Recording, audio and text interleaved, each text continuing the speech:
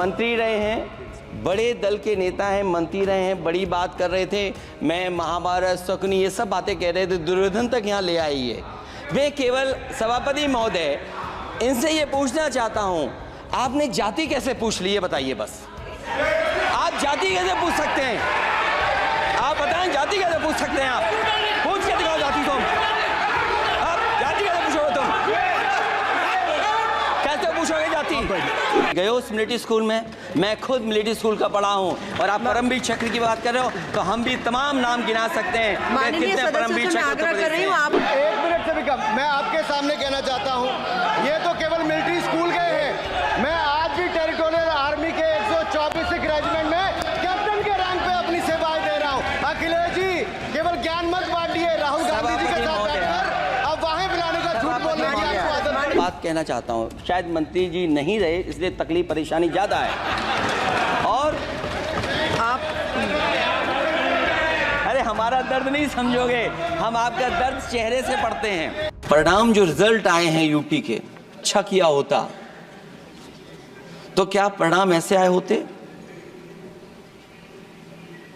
जहां हारे ही नहीं हैं आप, सीटें ही कम नहीं हुई हैं। देश के प्रधानमंत्री जी भी वोट से हारे हैं, वोट से हारे, जो कभी 5 लाख तक जीतना था जिन्हें, या 10 का टारगेट बनाया था, कितने से जीते? तो कम से कम इन चीजों को तो देखें। मैं जब सुनता हूं सत्तापक्ष लोगों को तो मुझे वो लाइनें याद आ जाती कि वो झूठ बोल रहा था, बड़े सलीके से मैं एतवार न करता तो और क्या करता। कहा नहीं रहे हैं। वो समाजवादी पार्टी के समय पर नोएडा में जो इंडस्ट्रियल पॉलिसी थी, इलेक्ट्रॉनिक पॉलिसी थी, उसके तहत आई थी। वो इंडस्ट्री जितनी आई है उस समय उस पॉलिसी के तहत आई, और बन नहीं रहा है, मेक इन इंडिया नहीं हो रहा है। लेकिन जमीन किसने दी है? जमीन किसने दी थी उन लोगों को? बिना जमीन पर हवा में बना दो तो मैं आपका धन्यवाद दूंगा। उस पॉलिसी के तहत वो झूठ बोल रहा था बड़े सलीके से। आप कह रहे हैं कि एफडीआई लाए हैं हम लोग। एफडीआई, अगर पूरे देश का हम एफडीआई देखें तो उत्तर प्रदेश को कितना एफडीआई मिला है? सभापति महोदय, अगर 1% से ज्यादा भी एफडीआई उत्तर प्रदेश को मिला हो तो बताइएगा आप। जब से ये सरकार आई है, रेल एक्सीडेंट्स और पेपर लीक में कंपटीशन चल रहा है कि कौन आगे जाएगा। मैं तो अखबारों में पढ़ता था सभापति महोदय कि तोड़ फोड़ करके ही सरकार बनाते हैं। अभी एक सदस्य पिछली बार वो तोड़ फोड़ कर करके शायरी भी बनाने लगे हैं। जो प्रोजेक्ट और जिस प्रोजेक्ट के लिए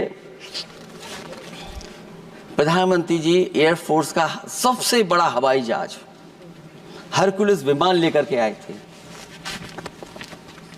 और वो सड़क पर उतरे थे, वो एक्सप्रेस वे पर उतरे थे। मैं समझता हूं सभापति महोदया, यहां जितने माननीय सदस्य हैं सबने देखा होगा और सबने निर्देश के अनुसार उस पर ट्वीट भी किया होगा।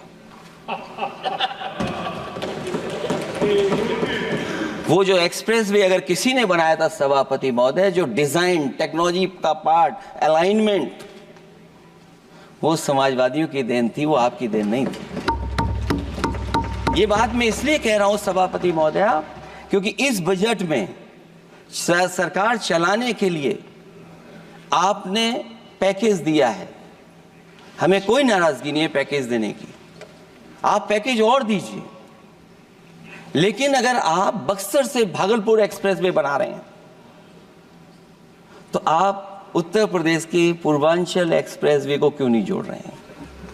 और मैं तो कहूंगा आपसे कि केवल अगर आप 25 किलोमीटर जोड़ देंगे, जहां पूर्वांचल एक्सप्रेस वे रुक गया था, केवल 25 किलोमीटर आप जोड़ देंगे तो दूसरे काम को अपना जो बनाते हैं, आप ये कह पाएंगे कि दिल्ली से लेकर के आपने भागलपुर तक एक्सप्रेसवे दिया है। हाँ जी, वो अभी से नहीं, बहुत पहले से बन रहा है। बहुत पहले से बन रहा है।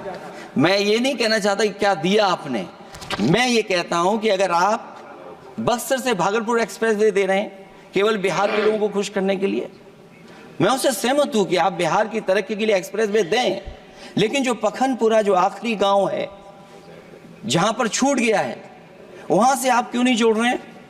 और हमारे स्टेट के लिए आप कोई नया एक्सप्रेसवे क्यों नहीं दे रहे? कि जो वर्क फोर्स आप बना रहे हैं ट्रेनिंग देकर के सरकार के पैसे से, अंतोगत्वा इनको भी एक्सप्लॉइट वही लोग करेंगे, उद्योगपति। आखिरकार जब इतनी टेक्निकल, इतनी ट्रेंड फोर्स होगी, तो आप ये मुझे बताइए कि उसके भविष्य क्या होगा। अगर इतने बड़े पैमाने पे आप ट्रेनिंग करा रहे हो, सरकार का बजट उसमें खर्च हो रहा है, तो सभापति महोदय उनका भविष्य क्या होगा? 5 साल के बाद। और जो अग्निवीर वाली नौकरी है, सभापति महोदय, कोई भी नौजवान जो फौज के लिए तैयारी करता है वो कभी स्वीकार नहीं कर सकता। जब पहली बार ये स्कीम आई थी अग्निवीर, उस समय बड़े बड़े उद्योगपतियों से ट्वीट कराया गया था कि अग्निवीर से अच्छी कोई योजना नहीं है, इनको हम नौकरी दे देंगे, हम अपने यहां रख लेंगे। और शायद सरकार में बैठे लोगों को यह बात याद होगी, क्योंकि सरकार खुद स्वीकार करती है स्कीम ठीक नहीं है, तभी वो अपनी अपनी सरकारों से कह रहे हैं कि अग्निवीर वाले जो लौट करके आएंगे उन्हें कोटा दीजिए, आप नौकरी दीजिए।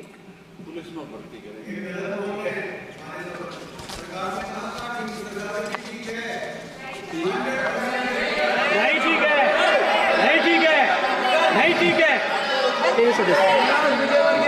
बीजेपी मुख्यालय पे चौकीदार लगाएंगे। सभापति महोदय, मैं बैठ जाता हूं, आप खड़े होकर के कह दीजिए अग्निवीर व्यवस्था अच्छी है। मैं इस सभा में खड़े होकर कहता हूं, उस राज्य से तो हिमाचल प्रदेश से जिसने पहला परमवीर चक्र विजेता मेजर सोमनाथ शर्मा दिए, कारगिल के युद्ध में सबसे ज्यादा शहीद होने वाले हिमाचल प्रदेश के वीर नौजवान थे। 4 परमवीर चक्र विजेता हुए, उसमें से 2 कैप्टन विक्रम बत्रा और सूबेदार संजय कुमार हिमाचल प्रदेश से हुए। और मैं कहता हूं, जी हां, जो लंबे समय से मांग थी 1 रैंक 1 पेंशन की, किसी सरकार ने पूरी नहीं की, वो नरेंद्र मोदी जी की सरकार ने यहां पर पूरी की है। और मैं एक बात और कहता हूं, अखिलेश यादव जी सुन ले, अग्निवीर में 100% एम्प्लॉयमेंट की गारंटी है और रहेगी। माननीय सदा साहब अपनी बात। सभापति महोदय, जो मैंने बहुत छोटा सवाल पूछा था, मैं दूसरी बात कहता हूं। अगर ये जो बात आप कह रहे हो, तो आपको जरूरत क्यों पड़ रही कि आपको उत्तर प्रदेश में और प्रदेशों में कोटा देना पड़ रहा है 10%? सभापति महोदय, बैठिए। सभापति महोदय, जहां तक परमवीर, रुक जाइए।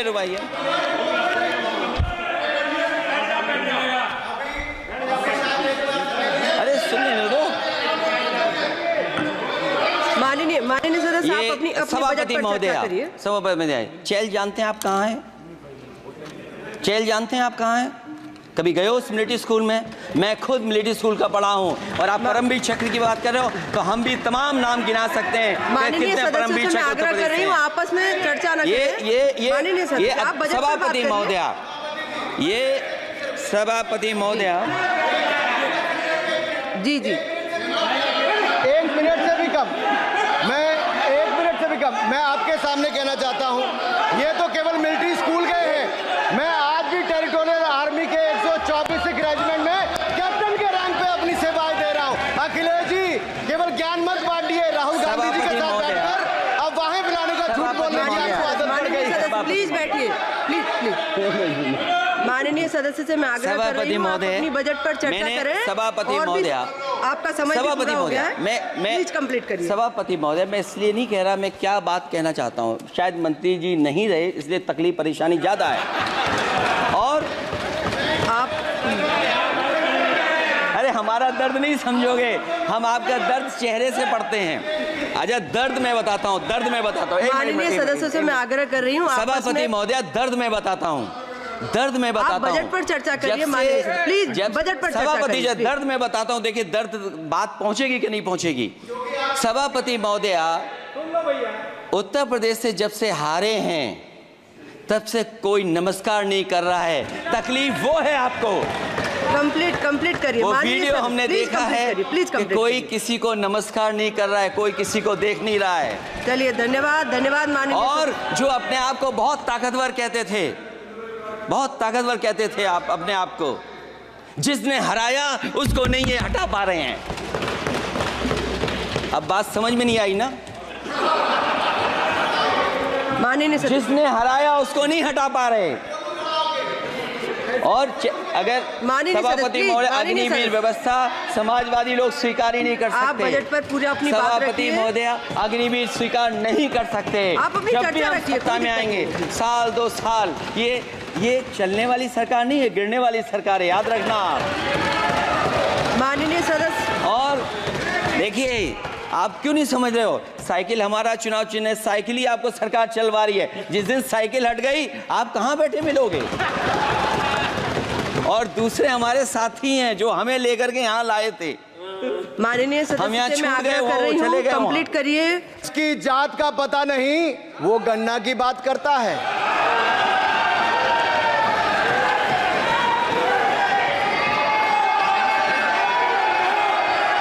जिसकी जात का पता नहीं वो गन्ना की बात करता है।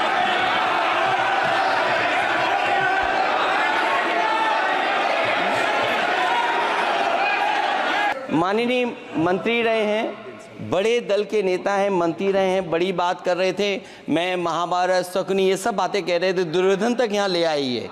मैं केवल सभापति महोदय इनसे ये पूछना चाहता हूँ, आपने जाति कैसे पूछ ली है बताइए बस।